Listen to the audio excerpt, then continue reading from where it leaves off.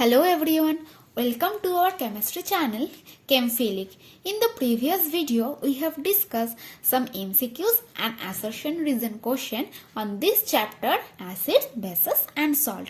Today, we are going to discuss some case-based study type question. The link of assertion reason and MCQ type question is given in the description box. So please go through it. So let's get started. Here is the first question for you. What is given in this question? We get burning sensation when ant bite us. This is due to the presence of a substance A, which is present in ant sting. The burning sensation can be relieved by rubbing B, which is used in cooking. So predict A and B and explain. So when the ant bite us, then a burning sensation will happen. Why? It is due to the presence of one acid that enters into our bloodstream. That is why this burning sensation we can feel. So what is A? That means which acid is present in B and ant sting?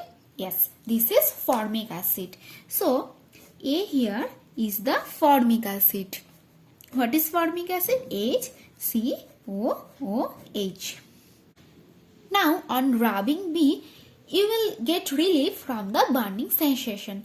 That means it is most likely that B will undergo a neutralization reaction. That means it will neutralize the burning sensation caused by this formic acid. So what is B? B is a base. But do you think that you can take NaOH, sodium hydroxide or potassium hydroxide? No, because they are strong bases. Strong bases we cannot use on our skin. So what is the way out? The way out is that we will take one mild base. And you know that the bicarbonates, these are the mild bases. And here it is mentioned that this base is used in cooking. So what may be the B? B may be baking soda or sodium bicarbonate, NaHCO3. Okay, so A is the formic acid and B is baking soda or sodium bicarbonate. So you know that acid and base will react to give us salt and water. So what is the reaction here? HCOOH plus baking soda, NaHCO3. So what should we get? We should get one salt. What is the salt? Salt is sodium formate. We will get HCOONA plus water and CO2. As because this formic acid will be neutralized by NaCO3 baking soda, so the burning sensation will get rid from the burning sensation.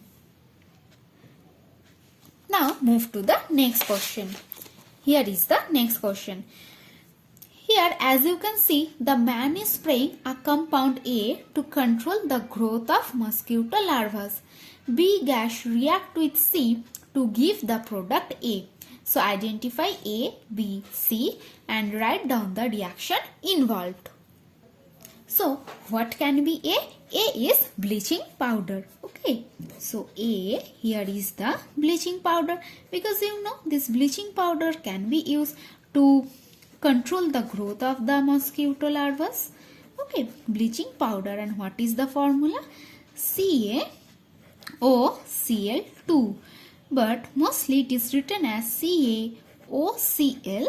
These two are the same. So A is bleaching powder.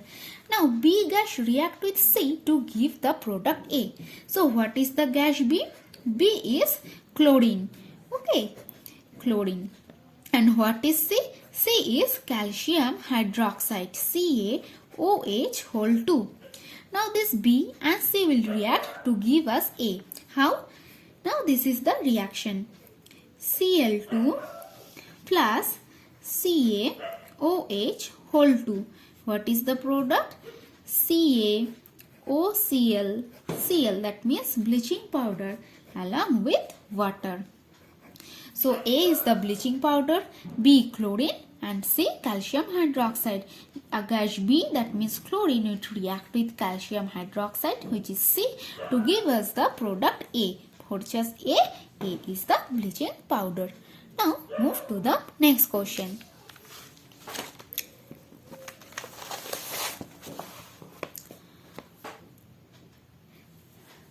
In this question, what is given? The given picture is depicting the 3 stages of titration of acetic acid versus NaOH using phenolphthalein indicator. So in the 3 stages, you will observe different colors. Do you know the science behind it? What you will take in the burette and in the conical flux and write down the reaction. So do it step by step. So here we are titrating CH3COOH and NaOH. Okay, acetic acid and sodium hydroxide. What is the observation from this picture? This is very clear that this is the first stage, this is second stage, and this is the stage 3. In the first stage, you will not observe any kind of color change in the conical flux. This is white. In the conical flux too, you can observe a very mild or very light pink color. And in stage number 3, you will observe a very bright pink color in this conical flux. So what may be the reason? For this, you have to know this thing, that phenolphthalein, this is colorless in acidic solution and it turns to pink into the basic solution. So here you can see that in conical flux this is colorless. So from this you can predict that in the conical flux what we are taking? We are taking one acid. Okay, and the acid is here clearly mentioned, that CH3COOH. So that means in conical flux what we will take?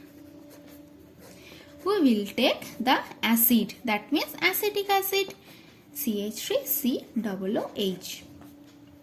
So in the burette, this is known as the burette. In the burette, what we will take?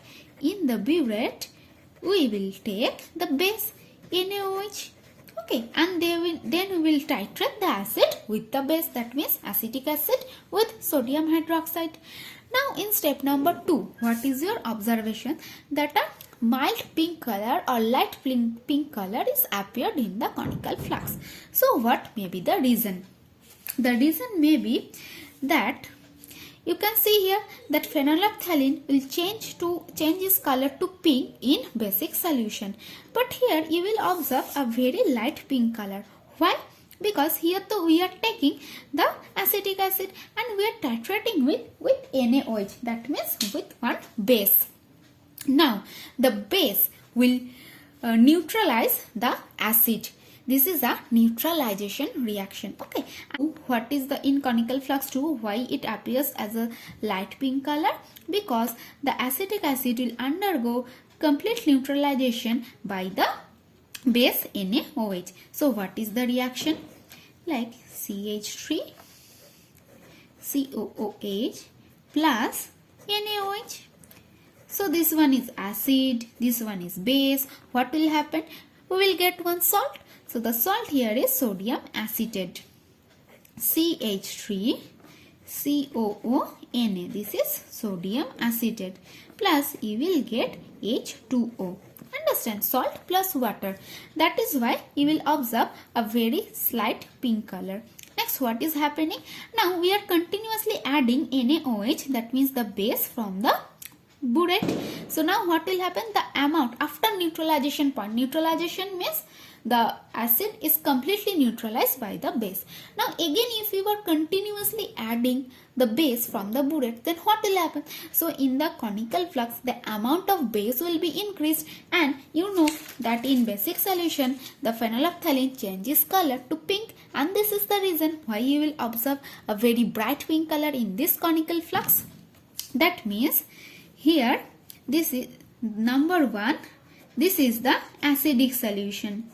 Because this is the reason why you will not observe any color, because phenolphthalein becomes colorless or phenolphthalein remains colorless in acidic solution. Here what will happen? Here you will get, that means neutralization reaction. Okay, and after neutralization, if you just add 1 or 2 drop excess NaOH, then a light pink color will appear. And what is 3? In 3, obviously the base is in excess. So 3 here is the basic solution. Now move to the next question. What is the next question? that here in the diagram you can notice a dramatic color change of Taj Mahal. Can you explain the reason? Yes, this is very obvious. This is very clear from this picture that there is a yellowish coating on Taj Mahal. What is the reason? Because it is due to the acid rain. Now, what is acid rain? You know that rainwater is as pure as the distilled water because it contains less ions. But nowadays, due to industrialization, what is happening? The amount of oxides of nitrogen and sulfur, that means nitrogen dioxide, sulfur dioxide, these have been increased in the atmosphere. So, this nitrogen dioxide, sulfur dioxide, these gases react with the moisture. Okay, and they will form some acid. And whenever the rainfall will happen, also we will get this acid in sufficient amount in that water, rainwater. So what is the reaction? Like SO2, sulfur dioxide gas will react with oxygen and moisture, and so then it will form sulfuric acid, H2SO4. Now I am balancing this one. Okay, and another gas is nitrogen dioxide. Okay, it will react with oxygen and moisture. Then what we will get? We will get nitric acid, HNO3. Okay, and it is due to the presence of these two acids, H2SO4, sulfuric acid, and HNO3, nitric acid, that what will happen? These two acids will form acid rain. That means in acid rain, these two acids are predominantly present. Now, of what the Taj Mahal is made up of? Yes, this is nothing but marble. And you know what is marble? This is calcium carbonate, CaCO3.